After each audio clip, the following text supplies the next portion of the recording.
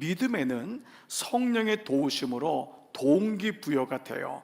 성령께서 오셔서 믿음을 갖는 게 좋구나, 믿음은 믿어야 되겠구나. 그런데 그 다음부터 있어야 될 것이 뭐냐 하면 믿음의 자의적 습관이라는 단어를 써요. 믿음의 자의적 습관, 이것이 형성되는 때가 언제냐면 바로 10대입니다 이것이 형성되는 것이, 즉 부모 입장에서 여러분들이 보면은 왜 내 자녀가 지금 믿음이 형성되지 못했을까는 이 믿음의 자의적 습관이 우리 안에 형성되지 않았던 것을 보게 돼요. 우리는 가나안 땅에 있었던 몰렉이나 바알 혹은 이 아세라, 아스다롯, 이런 모든 신들이 그냥 우리가 생각하는 금부치 앞에다가 돌 하나 만들어 놓고 절하거나 아니면 우리 성황당에게 절하는 새끼줄을 풀어놓고 이런 차원이 아니에요. 이 우상이 어느 정도냐 했으면 므낫세 왕이 자기의 아들을 번제로 드리겠냔 말이에요. 이건 뭐냐 하면 우상이란 건 대단히 영적인 거예요. 이것은 대단히 혼적인 전쟁인 거예요. 그래서 그냥 우상한테 절하고 그냥 제사 지냈지, 우상한테 절했지, 이런 차원이 아님을 알 수 있는 거예요. 즉 이 자녀들이나 우리가 어떠한 믿음을 갖는 데 있어서는 아주 필연적으로 믿음의 자의적 습관이 이루어지기 전에는 결국은 타발적으로, 타의적으로 가는 것은 한계가 있다는 거예요. 교회에 와주는 것도 한계가 있는 거예요. 아이들 데리고 끌고 오는 것도, 남편 데리고 오는 것도 한계가 있는 거예요. 이것은 어느 순간에 스스로가 자의적 습관이 안에 만들어지는 길이 만들어져야 된다는 거예요. 자, 여러분이 오늘 이 질문을 가지고 오늘 한번 말씀을 보고 여러분 스스로나 여러분의 자녀 세대를 한번 보면서 오늘 말씀을 묵상해 봤으면 좋겠어요. 오늘 24장 본문은 하나님을 떠난 이 땅의 거짓 왕들, 자기가 왕이라고 생각하는 거짓 왕들, 그리고 자녀를 세상의 왕들에게 빼앗긴 부모에게 하는 메시지가 오늘 23장 1절부터 시작됩니다. 자, 1절이 이렇게 시작돼요. 1절 다 같이 시작. 여호와의 말씀이니라. 내 목장의 양떼를 멸하며 흩어지게 하는 목자에게 화가 있으리라. 내 목장의 양떼를 멸하고 흩어지게 하는 그 목자가 누구냐 하면 바로 거짓 왕들, 그리고 왕들에게, 세상의 왕들에게 자녀를 빼앗긴 부모들이 목자인 거예요. 그 목자에게 화가 있는데 구체적으로 얘기해요. 2절 3절 보면은 그러므로 이스라엘의 하나님 여호와께서 내 백성을 기르는 목자에게 이와 같이 말씀하시니라. 너희가 내 양떼를 흩었고 그것을 몰아내고 돌보지 아니하는 너희가 보라내가 너희의 악행 때문에, 여기 악행이라는 것은 악을 저지른 어떤 사건이 아니라 악한 길이에요. 너희가 닦아놓은 하나님을 떠난 악한 길 때문에 너희에게, 그 다음 말씀이요, 보응하리라. 그래서 예레미야에 가장 많이 나오는 말씀이 길이라고 말씀드렸잖아요. 길. 그러니까 여기서 말하는 사건의 어떤 음란한 짓을 하거나 도적질하거나 이게 아니라 이 악행은 너희가 하나님을 떠나서 하나님을 만으로 여겼던 그 길이 결국은 너희 자녀에게 보응할 거다라고 말씀하는 거예요. 2절에서는 너희가 그러지 않았냐 했는데 이제는 내가 회복하겠다래요. 3절을 봐보세요. 내가 내 양떼에 남은 것을 그 몰려갔던 모든 지방에서 모아 다시 그 우리로 돌아오기를. 누가 주어져? 내가 하겠다. 그 다음에 보시면은요, 내가 그들의 생육이 번성할 것이며, 그 다음에요, 내가 그들을 기르는 목자들을 그들을 위해 세우나니. 여기서 목자들은 이후에 나타난 에스겔, 호세아, 이러한 하나님의 선지자들이에요. 그리고 선왕들이에요. 내가 그들을 기르는 목자들을 그들 위해 세우리니 그들이 다시는 두려워하거나 놀라우거나 잃어버리지 아니하리라. 여호와의 말씀이니라. 여러분, 이 말씀을 하면서 하나님이 결국은 하나님의 열심으로 이스라엘 백성을 일으킬 것이다 라는 말씀으로 끝맺어요. 그래서 이 말씀이 사실 끝난 게 아님을 우리가 알게 되죠. 그러나 우리는 분명히 깨달을 것 하나는 뭐냐 하면, 내가 깨달아야 될 것 하나는 분명해요. 하나님이 구원을 이루시지만 내가 분명히 깨닫고 내가 돌아서야 될 게 무엇인지를 아는 것이 오늘 이 말씀이에요. 그런데 그 내가 하시는 그 마지막 the message, 그 말씀, 그 복음의 종착점이 어디냐? 5절입니다. 다 같이 한번 5절 크게 한번 읽습니다. 시작. 여호와의 말씀이니라. 보라, 때가 이르르니 내가 다윗에게 한 의로운 가지를 일으킬 것이라. 예수님 뭐라 그랬죠? 때가 참해. 모든 선지자의 고백에 때가 이르르니, 예수님 이 땅에 오셔서 때가 참해. It is time. 이 시간이 되었다는 거예요. It is time. 때가 이르르니 그때 내가 다윗에게 22장의 마지막 절에는 다윗의 왕조에 어떤 왕도 없을 것이다. 이미 왕이 끝난 거예요. 유다는 끝났어요. 그런데 하나님이 그 다윗의 왕조에 의로운 가지를 일으킨대요. 가지가 잘린 줄 알았는데 하나님이 다시 가지를 주어서 싹이 나게 하고, 그 토기가 깨진 줄 알았는데 예수 그리스도가 십자가에 깨지심으로 다시 구원이 성취된다고 하는 예레미야의 구속사적인 말씀이 선포되고 있는 거예요. 이게 바로 하나님의 구원의 열심에 대한 메시지인 거예요. 자, 그래서 그분이 어떻게 하시냐? 오늘 5절과 6절 보시면은요, 그가 왕이 돼요. 이 땅에 다스리는 그 잘못된 목자가 아니고 세상의 어떤 정치인이 아니라 그가 너의 왕이 되어 그가 너희를 지혜롭게 다스리며 너희는 다스림을 받고, 이게 주권이잖아요. 하나님의 주권이, 주도권이 이루어지고 세상에서 정의와 공의, 하나님의 그 진리를 행할 것이며 그의 날에 유다는 그 날이 오면은 구원을 받을 것이다. 한 의로운 가지에 의해서 이스라엘은 샬롬이 선포될 것이며 그의 이름은 여호와 우리의 공이라. 놀랍게도 유다의 마지막 왕 이름이 시드기야예요. 시드기야인데 시드기야의 뜻이 뭐냐면 하나님은 공의로우시다. 그러나 시드기야는 가장 악한 왕이었습니다. 하나님이 이 땅에 그 왕이 아니라, 하나님의 흉내를 내는 왕이 아니라 그분이 진짜 왕이 될 것이다 라는 말씀으로 이 메시지가 오늘 오고 있어요. 그래서 오늘 23장의 5절 6절은 예레미야의 가장 중요한 축이 되는 말씀이에요. 이 말씀 때문에 심판이 오고, 이 말씀 때문에 바벨론으로 가지만 광야에서 노뱀 대신 예수 그리스도를 바라볼 수 있는 것이죠. 자, 그런데 이렇게 오늘 말씀은 그분의 구원이 마침내 장차 어떻게 이루어질 것을 말씀하지만은, 서론에서 제가 여러분과 함께 나눴던 오늘이라고 하는 시대는 만만치 않다는 거예요.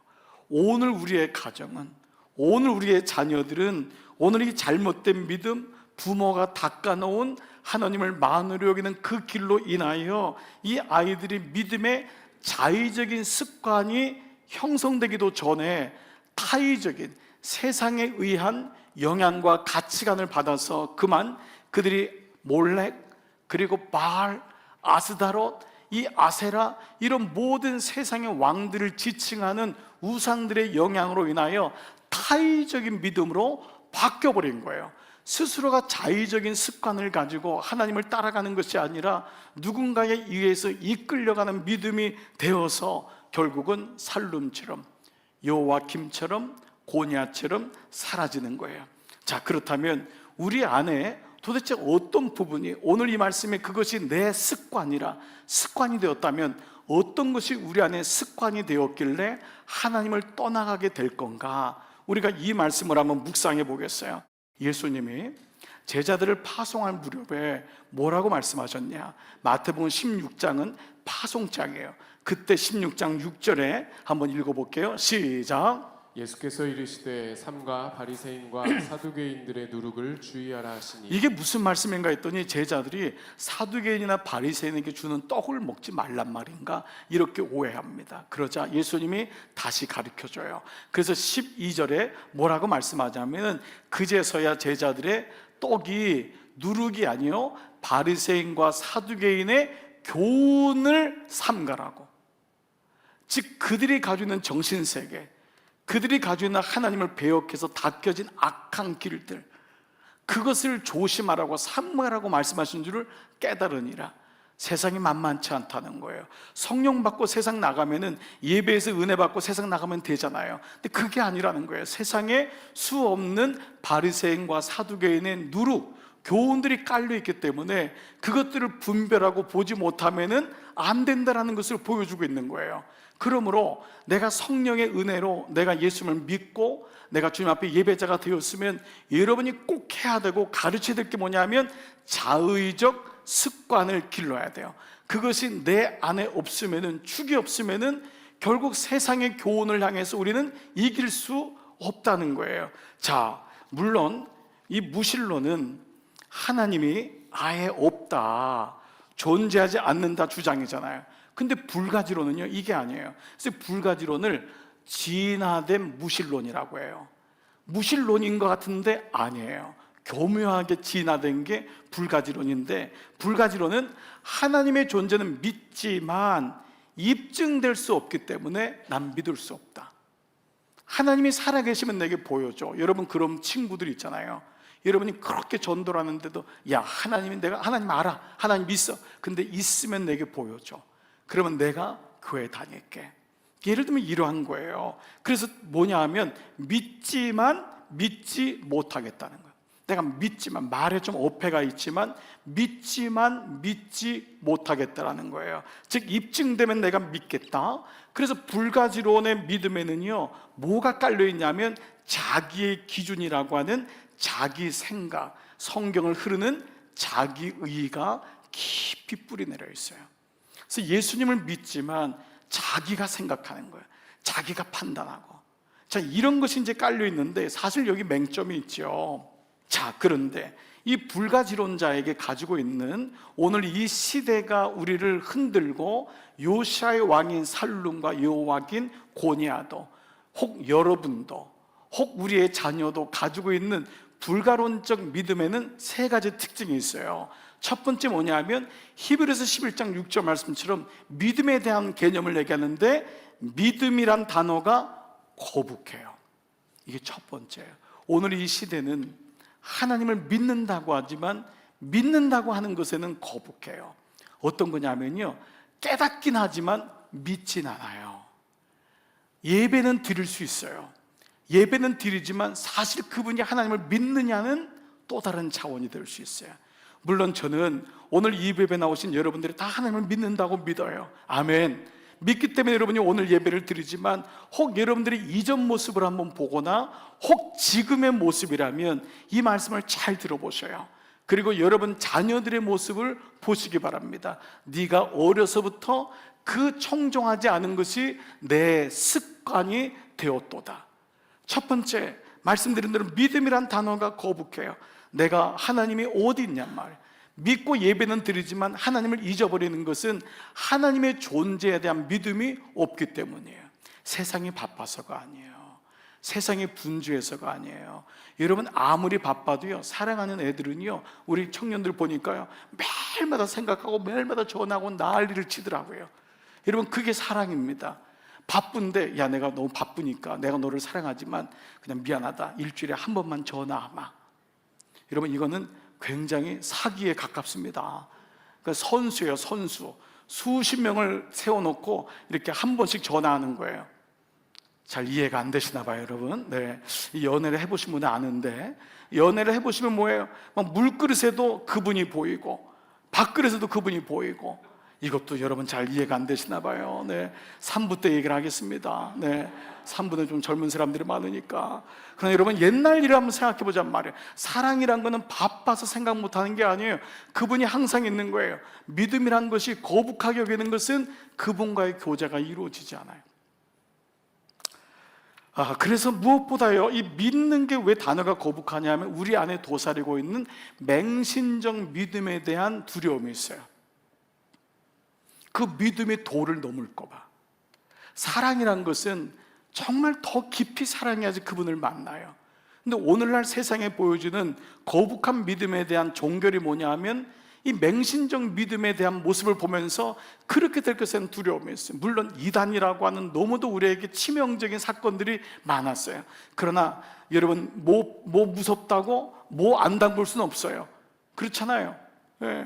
그렇기 때문에 오늘 내가 하나님을 믿는데 이것이 방해되었지만은, 거북한 지난 시간에 상처가 되었지만, 그렇다고 해서 이것 때문에 내가 사랑을 못할 수는 없어요. 사랑의 아픔을 경험한다고 더 이상 사랑을 못하면 어떡하겠어요? 근데 이 맹신적인 이 믿음에 대한 두려움이 있어서 늘 어떤 스스로의 이게 있냐면 그냥 요 정도 믿자, 요 정도 믿자. 그리고 배우자에게 저 정도껏 믿어라, 더 이상 가지 마. 이게 늘 마음속에 붙어 있는 거예요. 그래서 첫 번째 불가지론적인 믿음은 늘 죄이기 때문에 이 중간에 멈춰 있는 경우가 많아요. 두 번째 뭐냐, 이 불가지론 믿음은 자기의 인생을 살면서 불간지론자일지라도 인생의 고난을 경험합니다. 아픔도 경험해요. 그 자기도 병도 나요. 그러면서 하나님의 존재가 인정돼요. 인정되지만은 여전히 자신의 세계가 더 큰 거예요. 하나님의 세계가 인정돼요. 고난도 와서 야, 하나님은 있어, 그래. 근데 어떤 분은 죽을 때 깨닫는 분이 있어요. 근데 여전히 죽어도 자신의 세계가 있는 거예요. 믿음이란 것은 자신의 의와 하나님의 의의 간극이 좁혀지는 거거든요. 말씀으로 인해 나의 의가 포기되고, 결혼 생활이 뭐예요? 이걸 줄이는 게 결혼 생활 아니에요. 근데 이게 안 되는 거예요. 그러니까 여전히 불가지론자는 하나님은 믿지만 여전히 자기 중심으로 결정하고 판단하는 거예요. 자기 방식으로 믿어요. 꼭 예배 드려야 되나요? 어떤 분 이런 분이 있어요. 주일날 꼭 교회 가야 되나요? 요즘 좀 올라 있는데 나 주님 믿어요, 주님 믿어요. 근데 여러분, 이건 어떤 거랑 똑같냐면요, 어떤 사람은 연애하면서 나 너 사랑해, 그렇지만 꼭 만날 필요 있니? 전화로 그냥 온라인으로 우리 사랑하자고 얘기하자. 똑같은 거예요. 그 뭐냐면 자기 중심의 축이 딱 사로잡혀 있기 때문에 모든 걸 자기 편한 대로 합니다. 모든 거를. 그러니까 신앙의 축이 자기가 익숙하고 편한 길로 가는 거예요. 자기 세계가 확실히 있는 거예요. 제가 어느 날 신방을 가면은 이런 마음이 있습니다. 목사로서 그분에게 정말 하고 싶은 말씀이 있어요. 그래서 그분의 신앙생활 전체를 쭉 봅니다. 그리고 이렇게 신방이 정해졌으니까 이 신방 가면은 꼭 이 사람에게 말씀을 드려야 되겠다. 그런데 그때는 아멘을 합니다. 그런데 돌아와서 보면 또 똑같아졌어요. 왜냐하면 자기의 세계가 너무 강한 거예요. 자기 생각이 너무 강하다 보니까 말씀이나 이 축이 들어오지 않는 경우가 많다는 거예요. 세 번째가 가장 중요해요. 불가지론자의 세 번째, 불가지론적 믿음을 가진 사람은 하나님을 믿는다고 하지만 하나님에 대해서 더 알려고 하지 않아요. 이게 가장 치명적이에요. 이거를 비추어서 내 믿음이 불가지론적 믿음인지 참 믿음인지를 보셔야 돼요. 여러분, 이게 예를 들면 이런 거예요. 데이트는 하지만 더 이상 진지하게 만나지 않아요. 늘 그냥 데이트네요. 마셔서 커피도 마시고 맛있는 것도 마셔요. 그렇지만 얘기 안 하는 거예요. 아니, 프로포즈를 해야지 결혼까지 가잖아요. 그러니까 이스라엘 백성이 뭐냐 하면은 우상 섬기는 게 이거예요. 이신도 섬기고 이신도 섬기고 이신도 섬기고 이신도 섬기고. 어떤 분은 이런 분은 없겠지만 예수 믿는 거를 보험 드는 거로 믿는 분이 있대요. 그러니까 마지막에 내가 믿었던 것 중에 하나라도 잡아야 되지 않냐고. 웃지도 않으시네요, 여러분. 네, 그렇게 마지막에 반지 하나 더 끼는 걸로. 그동안 내가 부처 반지도 껴봤고 모하메 반지도 껴봤고 뭐 샤머닌도 껴봤고 무당도 찾아갔고 이 반지가 이렇게 안 빠져요. 이렇게 빠졌고 점쟁이도 찾아갔고. 그런데 이왕이면은 다들 예수 믿는 사람 보니까 괜찮을 것 같다 해서 보험 하나 드는 심정으로. 심지어 어떤 분은 전도할 때 또 그렇게 전도한대요. 보험 하나 드는 심정으로 교회 와. 아니, 그렇게 해서라도 오면 좋아요. 왜냐면 그때 모르니까. 그런데 그의 신앙이 불가지론적 믿음이니까 대부분. 근데 그런 사람이 하나님을 알아가면은 되잖아요. 그 사람이 하나님을 알면 되는 거예요. 근데 불가지론 믿음은 뭐냐 하면 첫 번째 뭐라 했죠? 믿음이 거북하고, 두 번째는 뭐라 했죠? 자기 세계가 있고, 세 번째는 하나님을 알려고 하지 않아요. 모든 선지서의 기본이 뭐냐 하면 여호와를 알라, 힘써 알라예요. 알지 못하면 하나님을 떠난다는. 그래서 한 조사에서는요, 무신론자가 공동체 안으로 들어오는 것이 불가지론자가 들어오는 것보다 4배 이상이 높대요. 무신론자는 처음부터 하나님 모르니까 그분이 말씀을 받으면은 오히려 예수 믿기도 쉽고 공동체 안에 들어오는데, 자기 생각에 꽉 차 있는 불가지론자는 공동체 안으로 들어오기가 여간 어려운 게 아니라는 거예요. 사랑하는 여러분, 생각해 보세요. 오늘 제가 말씀을 좀 마무리해 볼까요? 오늘 먼저 이 말씀을 듣는 분이, 혹시 여러분이 오늘 이 3가지 가운데 마음에 캥김이 있거나 내가 축이 없이 살았구나, 내가 믿음이란 단어가 좀 거북했구나. 내가 여전히 내 세계가 너무 많구나. 교회에 대해서 판단하고 이런 건 잘하는데 믿음의 세계로 들어오지 않은 거예요. 어떤 분은 발코니 신앙인 거예요. 어떤 분은 교회를 너무 잘 알아요. 목사에 대해서 너무 잘 알아요. 심지어 점수를 매겨요. 목사님 이번엔 80점이었습니다. 지난주엔 60점이었거든요. 제가 20점 높아졌잖아요. 네? 오늘 히트 쳤습니다. 근데 정작 그는 그라운드로 안 들어와요. 발코니에 앉아 있는 거예요. 여러분, 이것은 굉장히 무서운, 사실은 불가지론적 믿음의 하나입니다. 무엇보다 하나님을 알려고 하지 않는 거예요. 나 젊었을 때도 하나님 알았습니다. 나 옛날에 다 해봤습니다. 여러분, 믿음은 정말 마지막이 중요하지 않아요? 처음보다 더 중요한 게 마지막이에요. 제가 늘 말씀드렸어요. 관뚜껑 덮일 때가 제일 중요하다고. 그러나 우리의 믿음은 그렇지 않을 때가 너무도 많은 거예요. 한 그 남자 성도가 돌아가셨어요. 그 여자분에게 그 이정교에서 제가 이렇게 위로하려고 전화를 했는데 이 말씀하는 거예요. 얼마나 힘드세요 했더니, 목사님, 제 남편은 천국에 갔을 거예요. 물론 이제 갔을 거예요. 물론 이렇게 확신보다 뭐 이렇게 겸손하게 얘기를 해가지고 그 다음 얘기를 좀 듣고 싶었어요. 천국에 갔을 거예요. 그래서 제가 어떻게 천국에 가셨어요? 그랬더니 저희 남편은요, 법 없이 사는 사람이에요. 저희 남편은 선한 사람이에요. 저희 남편은 바람도 안 폈어요. 얼마나 성실했는지 몰라요. 제가 그런데요, 그 다음에는요, 그리고 끝났어요. 그분은 오랫동안 교회를 다녔지만 자기의 축이 있었던 거예요. 예수님이라는 단어가 없어요. 그는 하나님을 몰랐어요. 하나님을 알지 못했던 거예요. 오늘 여러분 설교 제목이 가장 위험한 믿지만 믿지 않는 믿음이에요. 믿지만 믿지 않아요. 믿는 것 같은데 사실은 안 믿는 거예요. 어떤 분이 그래요. 목사님, 제 아이가 믿음은 있어요. 안 믿는 것 아니에요. 근데 전 속으로 대답해요. 안 믿는 겁니다. 안 믿는 겁니다. 진단이 정확해야지 그 다음부터 처방이 이루어지는 거예요. 왜 이 아이가 하나님을 떠났을까? 왜 우리에게도 이런 모습이 있을까? 물론 우리는 믿어요. 다 그렇기 때문에 오늘 이 시간 주일날 예배 나왔지요. 그러나 우리를 스스로 돌아봐야 돼요. 그런데 오늘 이 말씀은 가장 안타까운 믿지만 믿지 않는 믿음이라면, 오늘 요시아에게, 이 자녀들에게 이런 말씀이 있었다면 그 말씀을 다시 한번 보잔 말이에요. 한번 처방해 보잔 말이에요. 레위기 22장 21절, 내가 어려서부터 내 목소리를 청종하지 않음이 내 습관이다. 이 습관이란 말이 다른 번역엔 버릇이란 단어로, 이 히브리어 말은 아마르크예요. 아마르크. 근데 영어 성경에 이 아마르크를요, 세 가지 단어로 번역했어요. 이게 의미가 있더라고요. 어떻게 해서 우리에게 불가지론적인 믿음이 생기냐? 첫 번째, 아마르크가 프랙티스, 연습된 거예요. 이게 은연중에 연습된 거예요. 역으로 생각해 보세요. 우리가 말씀을 부단히 연습하는 이유도 있거니와 하나님을 떠나는 것도 연습돼서 떠나는 거예요. 하루아침에 떠나는 게 아닙니다. 첫 번째 연습이에요. 프랙티스. 두 번째가 뭐냐면 이것이 그에게 매너, 방법이 되었대요. 하나님을 떠나서 불가지론적인 의심하고 적당하게 선을 긋고, 이것이 그의 삶의 방법이 된 거예요. 매너가 된 거예요. 세 번째 영어 번역에는요, way, 예레미야에 가장 많이 나와 있는 그것이 잘 닦여진 길이 된 것입니다. 그렇다면 가장 위험한, 믿지만 믿지 않는 믿음의 반대의 영역은 뭘까요? 가장 안전한, 가장 복된, 제대로 믿는 그 믿음은 어떤 것인가요? 오늘처럼 여러분에게 이 방법이 있는지를 여쭤보고 싶어요. 우리 교회가 부단히 여러분에게 말씀을 묵상하라고 하고, 양육에 대한 말씀을 하고, 공동체에 대한, 목장에 대한 말씀을 부지런히 하는 것은, 이것은 그냥 어떤 교회의 어떤 프로그램이 아니라는 것을 계속 말씀드렸어요. 이것이 우리 안에 닦여지지 않으면은 우리는 결국은 내가 그동안 닦여진 길로 갈 수밖에 없어요. 여러분, 믿는다는 것은 결코 쉬운 일이 아닙니다. 어렵습니다.